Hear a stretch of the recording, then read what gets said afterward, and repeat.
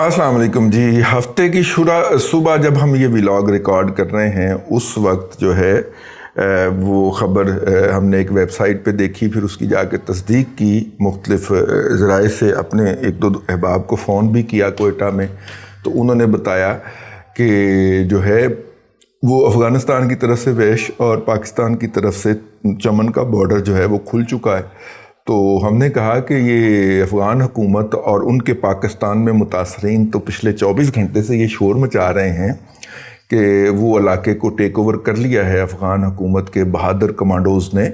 तो वहाँ पे दूसरी तरफ कौन है? उन्होंने कहा जी वो तो वही हैं, तालिबान, उनका झंडा लहरा रहा है और उन्होंने ही जो है वहाँ से लोगों को इधर आने जाने की इजाज़त दी है।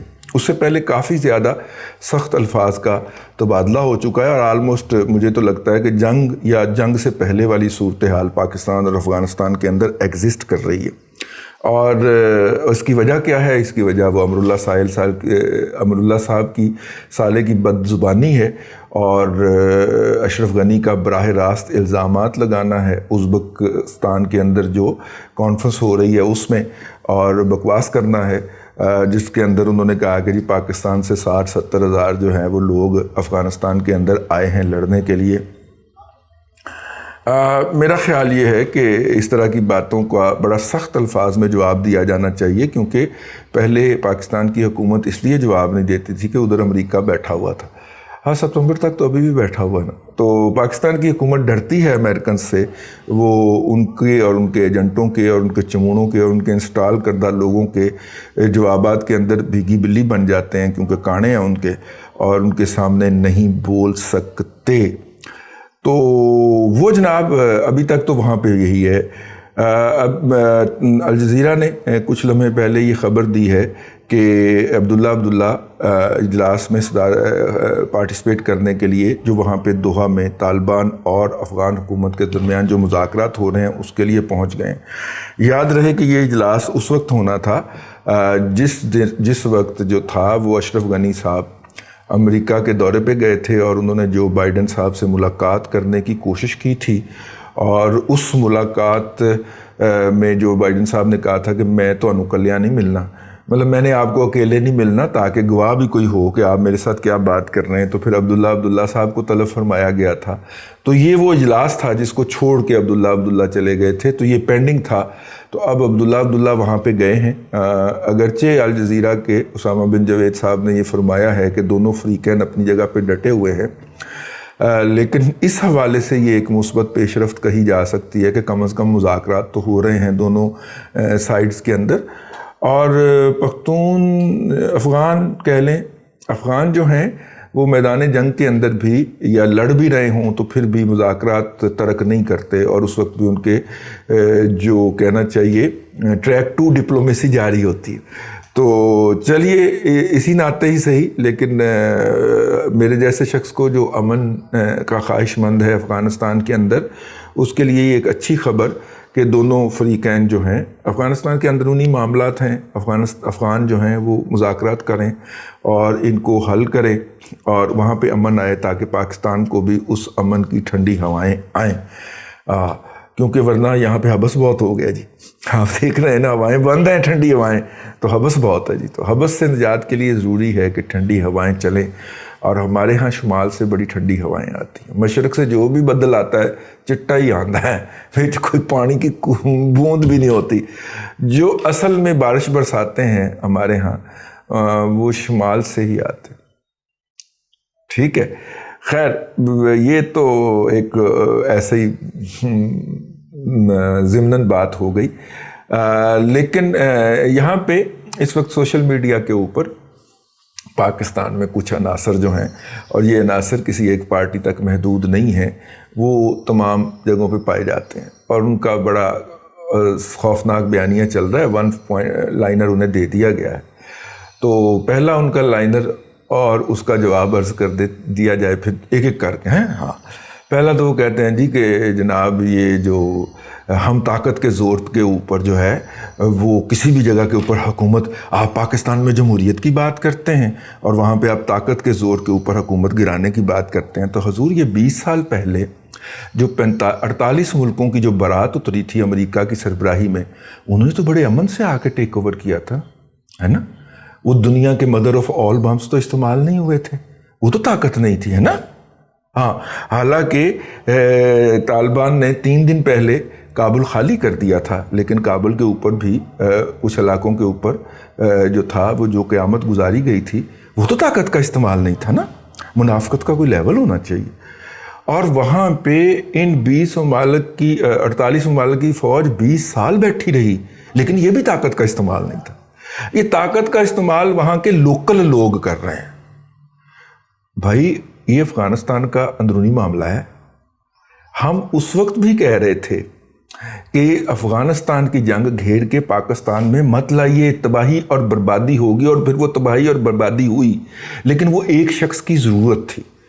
جس طرح آج کل امریکی صدر پاکستان کے وزیر اعظم کا فون اٹینڈ نہیں نہ کرتا، اسی طرح اس وقت بھی مارشل لا کے فوراً بعد مشرف صاحب جو تھے وہ پرسونا نان گراٹا، انوانٹڈ ایلیمنٹ تھے گلوبل پلیٹ فارمز کے اوپر۔ کبھی وہ واجپئی کو جا کے سلوٹ کر رہے تھے، اور کبھی منتیں کر کے پورا پاکستان کی لابی کروڑوں ڈالر استعمال کر کے وہ بلا کلنٹن جو تھا اس کا 1 گھنٹے کا دورہ کرواتے تھے، اور وہ ایک شرط پہ آتا تھا کہ اپنی ایمبیسی میں رہوں گا اور تمہارے ساتھ کوئی تصویر نہیں کھنچواؤں گا۔ ایکسیپٹیبلٹی چاہیے تھی انٹرنیشنل فورمز کے اوپر، کیونکہ غیر آئینی غیر قانونی طریقے سے مارشل لا لگا کے آیا تھا مشرف، غاصب غدار، ڈکلیئرڈ غدار عدالت سے وہ مارشل لا لگا کے آیا تھا، ٹھیک ہے؟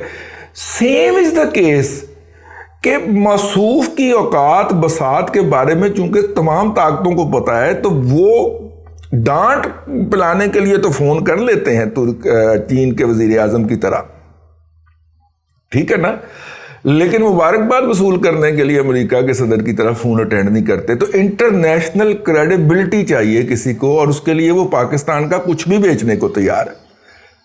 چلیں، یہ میرے تبصرہ کہہ کے اس کو گزار دیجئے، لیکن اس وقت تو مشرف صاحب نے یہی کیا تھا نا جی، پورے ملک کی پوری دنیا کی وار اگینسٹ ٹیرر گھیر کے لائے تھے، اور پھر ٹرمپ نے آ کے پھر سرے بازار جب پینٹ اتاری تھی کہ کڈو میرے 33 ارب ڈالر کا حساب کتھے گئے، تو پھر ہماری وزارت خزانہ تو پٹتی رہی کہ جی ہمارے پاس تو 18 ارب ڈالر آئے ہیں، پائے ہیں، باقی نے 15 ارب ڈالر کنوں دے چھڑے جے 16 ارب ڈالر، ٹھیک ہے؟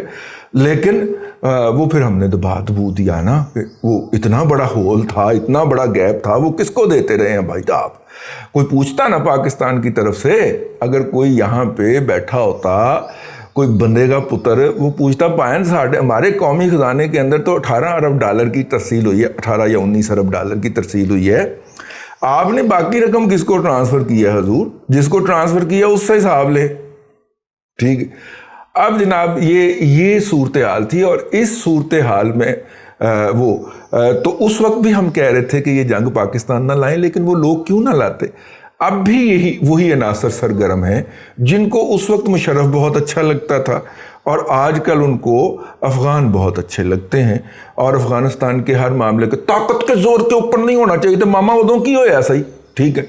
دوسری بات یہ جس کو جناب طالبان پسند ہیں، اور خاص طور پہ یہ انڈینز کا بڑا مقبول ہے کہ جس کو طالبان پسند ہیں وہ جا کے افغانستان میں ان کے زیر انتظام علاقے میں رہنا شروع کر دے۔ چلیں سر، میں تو شاید کر بھی لوں یہ، تو آپ ذرا جا کے فیملی سمیت رشید دوستم کے کنٹرول شدہ علاقے میں رہیں نا، جو کہ ریپ کے بارے میں بڑا معروف ہے، ٹھیک ہے؟ اور اس کی جو باقی جنسی درندگی کی داستانیں ہیں، میری شرم اور حیا مجھے اس بات کی اجازت نہیں دیتی کہ میں اس کو دہرا بھی سکوں، بلکہ اس کا حوالہ بھی دے سکوں، تو آپ رہیں نا ذرا جا کے، آپ کے وہ فیورٹ ہیں نا، آپ جنرل اسماعیل کے ہاں جا کے رہیں، وہ پرلی طرف ایک ویسٹ آف دا افغانستان کے اندر ایک علاقہ کنٹرول کرتا ہے۔ نہیں، آپ پھر جنرل مالک کے زیر انتظام علاقے میں کیوں نہیں رہتے یار؟ جا کے وہاں پہ رہو نا یار ذرا جا کے، ٹھیک ہے؟ یہ میں عرض کر رہا ہوں نا، اور چونکہ مختلف فورمز کے اوپر وہ اس طرح کی بکواسیات کرتے پائے جا رہے ہیں، تو میں نے کہا ایک ذرا تشفی قسم کا، شافی قسم کا جواب عرض کیا جائے۔ حضور آپ رہیں نا ذرا جا کے ان علاقوں کے اندر، آپ مجھے تو کہہ رہے ہیں، ٹھیک ہے؟ میں آپ کے سامنے ایک کاؤنٹر نریٹو لے کے حاضر ہو رہا ہوں، تو اس لیے ایسا نہ کیجیے، ٹھیک ہے؟ چوتھی بات یہ کہ پاکستان افغانستان کے معاملات کے اندر مداخلت کر رہا ہے. میرا تو خیال ہے کہ افغانستان پاکستان کے معاملات کے اندر مداخلت کر رہا ہے، کیونکہ پاکستان کے اندر اس نے 30 سے 40 لاکھ مہاجرین رکھے ہوئے ہیں، اور ہم جب بھی ان کو کہتے ہیں کہ پائن واپس جاؤ، وہ کہتے ہیں اگلی حکومت نہیں آنے دیتی. تو لے جائیں بھائی ان کو، صاحب کو، ان کو جا کے بسائیں. افغانستان کے اندر امن کے زمزمے بہہ رہے ہیں، وہاں پہ دودھ اور شہد کی نہریں بہہ رہی ہیں. 22 خرب 60 ارب ڈالر کے وہاں پہ خرچ ہوئے ہیں، تو وہاں پہ تو کمال ہی ہوا پڑا ہے. ٹھیک ہے، ویسے یار 22 خرب 60 ارب ڈالر کا کوئی نام و نشان نہیں ملتا پورے افغانستان کے اندر. ٹھیک ہے، اور یہ صرف رقم امریکہ کی ہے، باقیوں کے بھی اس کے اندر شامل کریں تو بات اوپر جائے گی. ٹھیک ہے، اور جو ہے اب اگر اتنا ہی وہاں پہ امن اور بہتری آ چکی ہے تو آپ وہاں پہ جا کے تو شریک کیوں نہیں ہو جاتے؟ چلے یہ بات بھی اپنی جگہ کے اوپر ایک رہنی چاہیے. تو میں نے کہا کہ اپڈیٹ دے دیں افغانستان کے حوالے سے جو کچھ ہو رہا ہے اس وقت افغانستان میں.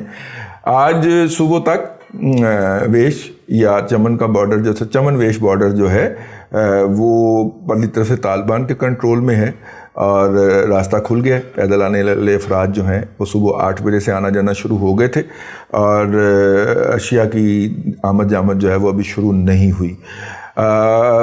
اس سے پہلے کم از کم 4 سے 5 ایسے آؤٹ لیٹ ہیں جو جانے کے راستے ہیں مختلف ملکوں کے ساتھ، بندر شیر جان سے شروع ہو کے اور ترکستان اور پھر ایران اور ان سب ممالک کے ساتھ، ان سب کے اوپر طالبان قابض ہو چکے ہیں اور وہاں پہ آپریٹ کر رہے ہیں. وہاں پہ امراللہ صالح کو کوئی تکلیف نہیں ہوئی. تکلیف یہاں پہ ہوئی کیونکہ اس انڈین ڈاگ نے پاکستان کے اوپر بلیم کرنا تھا، تو اس لیے یہاں پہ آ کے اس کو تکلیف ہو گئی. ہم نے ہوائی حملہ کرنا ہے. وہ کون سا حملہ ہے؟ ہوائی حملہ کرنا ہے یار؟ تمہارے پاس ہوائی جہاز کو چھوڑا ہی نہیں ہے مرکز نے. وہ لے دے کے وہ پکھے والے جہاز جو ہوتے ہیں نا، وہ 300-350 کلومیٹر کی سپیڈ کے اوپر چلنے والے، وہ جن کے آگے پکھا گھوم رہا ہوتا ہے، وہ جو ہم اپنے یار اس طرح کے، یہ جو ہمارا نہیں ہے وہ لوکل بنا ہوا جہاز جو ہم بناتے ہیں، اس کے اوپر کو 2-4 بندوقیں لگا کے ہوائی حملہ ہو رہا ہے. اور اس کو تو وہ بڑے آرام سے وہ جو گن، وہ جو کندھے پہ رکھا ہوا میزائل ہے اس سے مار گرائیں گے. وہ جو آگے سے وہ تو سا نہیں لگا ہوتا، وہ کندھے پہ رکھ کر چلاتے، وہ اس سے گرائیں گے. یہاں پہ ہم میک 4 اور میک 5 جو ہے 1100-1150 کلومیٹر پر آر کی سپیڈ کو ہم میک 1 سمجھتے ہیں. تو یہاں پہ میک 3 جو ہے ہمارا، اور میک 2.5 جو ہے ہمارا، میک 2.5 ہے میرا خیال، یا میک 2.5 ہے. جے ایف تھنڈر کے دور میں رہ رہے ہیں یار. ٹھیک ہے، میک 3 ہے ہمارا، جو لیٹسٹ جے ایف تھنڈر آ رہا ہے وہ میک 3 ہے. ٹھیک ہے، اور یہ 1100-1150 بھی نہیں، یہ 450-350 کلومیٹر کی سپیڈ کے اوپر بیٹھ کے آنے والے طیارے کے اوپر ہوائی حملہ ہونے لگا. ٹھیک، اور باقی جو آپ کے کمانڈو شمانڈو ہیں ابھی تک تو وہ طالبان سے چارج ٹیک اوور نہیں کر سکے. ہو سکتا ہے اگلے 48 گھنٹے کے اندر کوئی اس طرح کی ڈیولپمنٹ آ جائے تو خدا کا خوف کریں یار. ٹھیک ہے، کیا بات کر رہے ہو یار آپ؟ بالکل ہی نامعقول بات کر رہے ہو. لیکن چونکہ سوشل میڈیا کے اوپر آہو نہیں آہو انڈیا کی طرف سے ٹھیک آ جاتی ہے، تو وہ بات ایسے لگتی ہے جیسے یہ پاکستان کے قومی منظرنامے کے اوپر ایک اہم ڈسکس ہونے والا ایشو ہے. بڑا خوفناک حملہ ہوا ہے. جنہوں نے حملہ روکنا ہے وہ میرے اور آپ کے اوپر حملہ آور ہیں، وہ دشمن کا مقابلہ نہیں کر رہے ہیں. تو اس لیے یہ آپ نے ایز اے پاکستانی اپنا قومی فرض سمجھتے ہوئے اس طرح کی جو ناہنجار، بے بنیاد اور جھوٹی قسم کی کارروائیاں ہیں، ان سے خود کو محفوظ رکھنا ہے، بچے رہنا ہے. اور اس طرح کی جو مس انفارمیشن پھیلائی جا رہی ہے، اور بہت سارے پاکستانی لوگ اور پی ایم ایل این کے بہت بڑے بڑے پرو ڈیموکریسی لوگ جو ہیں، وہ اس طرح کے کہ جناب طاقت کے زور کے اوپر نہیں کیا جا سکتا. تو 20 سال پہلے جو ہے نا 13 وہ سوچ رہا تھا 20 سال پہلے جو ٹیک اوور ہوا تھا وہ بڑا پورا امن ہوا تھا، طاقت کا زور پر نہیں ہوا تھا. ٹھیک ہے، باتیں بہت کی جا سکتی ہیں لیکن وقت زیادہ ہو گیا. اللہ آپ کو آسانیاں عطا کرے اور آسانیاں خلق خدا میں تقسیم کرنے کی توفیق عطا کرے.